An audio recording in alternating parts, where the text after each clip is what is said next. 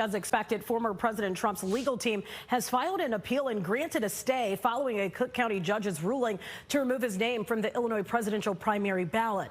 Illinois is the third state to declare Trump ineligible to run for the presidency because of his involvement in the January 6th attack on the U.S. Capitol. But there are some factors voters need to be aware of as early voting for the March 19th primary is already underway. And joining us now is political science professor Stephen Caliendo to break this all down. As always, thank you so much for being with us today.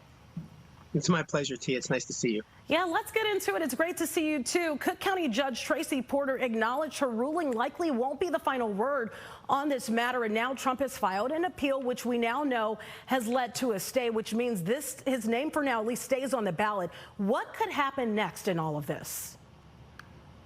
Well, Tia, you'll remember, I think it was 3 weeks ago today, there were arguments before the U.S. Supreme Court on the Colorado case.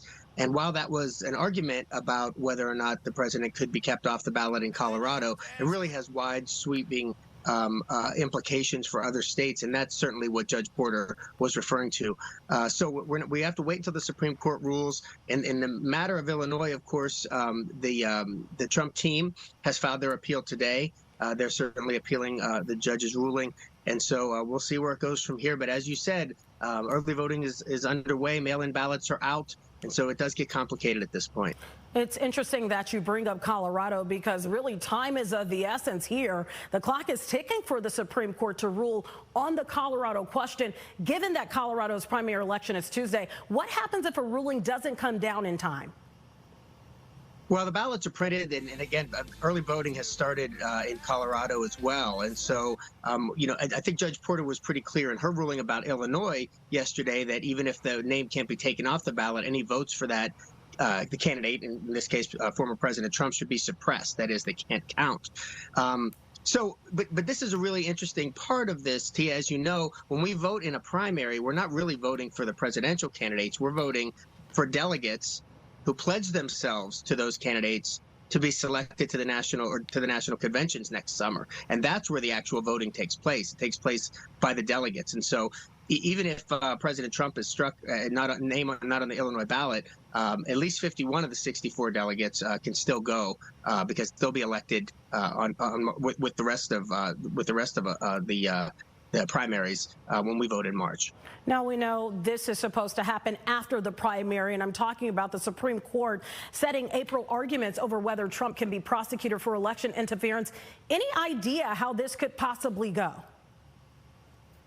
Right, just so viewers can keep it all straight, this is a separate thing that the Supreme Court is looking into that concerns Donald Trump in the 2024 election, and this is whether or not his actions while he was president of the United States are immune from criminal prosecution. So that would be federal criminal prosecution and potentially also state criminal prosecution if we start thinking about the Georgia case and then even the New York case.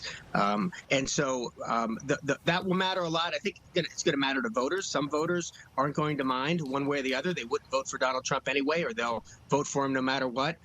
Others are probably waiting to see whether or not the president is in fact found guilty in any of these cases before they cast the ballot. What the Trump legal team has been trying to do, as you know, is stretch these out so that there is not a decision before the election. Then, of course, if President Trump wins the election, at least the federal cases will go away. My final question for you, just thinking about the timeline of the courts when we look at cases all the time, sometimes that process is a long process. Trump now granted this stay. Any idea how long this could possibly take? Well, that's right. This is a tough one because if the court's not going to hear these arguments until April, the best we can hope for is that they give us a decision before the court recesses at the end of June.